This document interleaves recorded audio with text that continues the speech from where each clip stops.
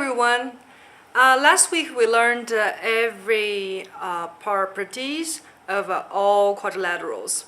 We have learned all parallelograms, and we have several special parallelogram. That will be rectangle, rhombus, and square. And we also learned trapezoid, which is not parallelogram, and also we learned kite. Okay, so now we want to find out how to calculate all the quadrilaterals area.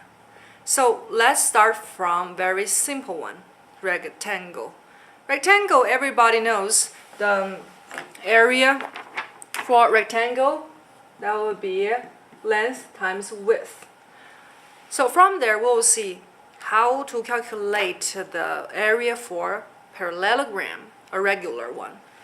Okay, so we see this is the shape of a rectangle. So how to make a rectangle into a parallelogram? Okay, watch this. I'm going to trace this line and cut, and you will see.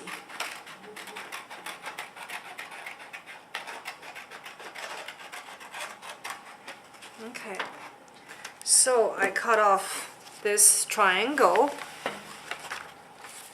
Okay, you will see I moved this part triangle to the left side. What shape is this? It's definitely a parallelogram, right? So do you think the area will change? No, the same area. I didn't add area, I didn't subtract area. I keep the same area. I just move a part from right side to the left side. So can we just use the same formula for parallelogram? Yeah, we could, but this time we're gonna call different thing. So for parallelogram, okay, let me see. This is the for rectangle, and I will draw a parallelogram area equals. So instead of say length, I call the whole thing at like the base. I call it a base. And also instead of calling the length, I call base B. Okay, width, and I'm going to call height. So originally the width of the rectangle, now it's called a height. So for parallelogram, the area is a base times height. Got it? Okay. So now we know the parallelogram, the formula. Now I want you find out the triangle formula. How do we do that? So let's go from here. So this is parallelogram. Let me tape it first. Okay.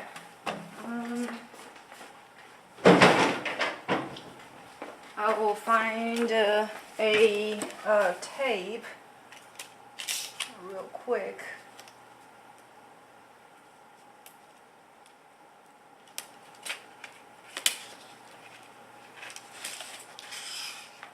Okay, and then I'm gonna cut this parallelogram into two triangles. You will see. So this is a parallelogram. I'm going to cut diagonally. Actually, it's better to fold. No. It's better to have a ruler, huh? So it's okay. I'm not going to cut it. I'm just going to connect. You see, we have how many triangles I cut? This shaded area is one triangle, and not shaded, the other half is another triangle. So two triangles make up one parallelogram, right? So what about each triangle's area? That will be half. So the formula is half of base times height, half the parallelogram's area. So you see how the formula come from?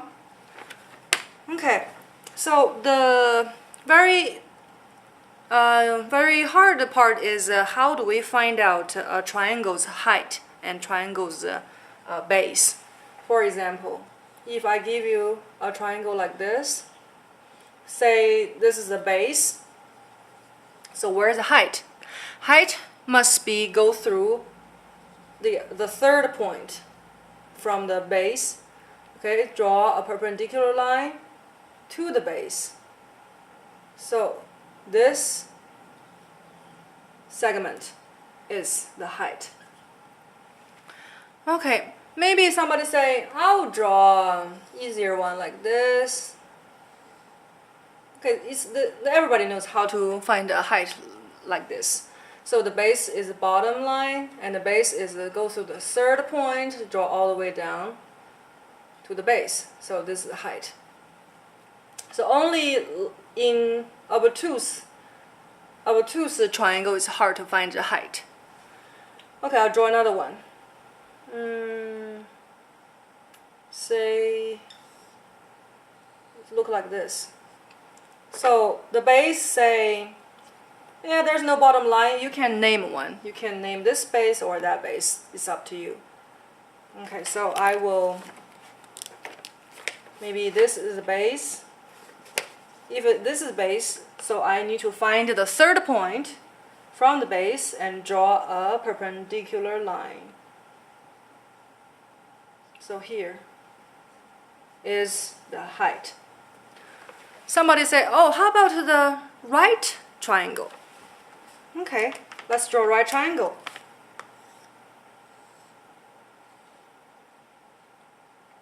So right triangle, say one leg is base. Where's the height?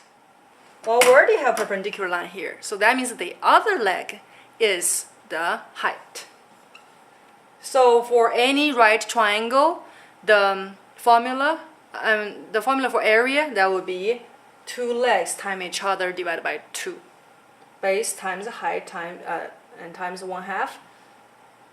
In other words, one leg times another leg times half.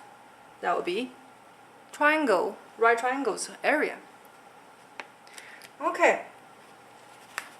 So now you know how to find out the area of 3 shapes: rectangle, parallelogram, and triangle.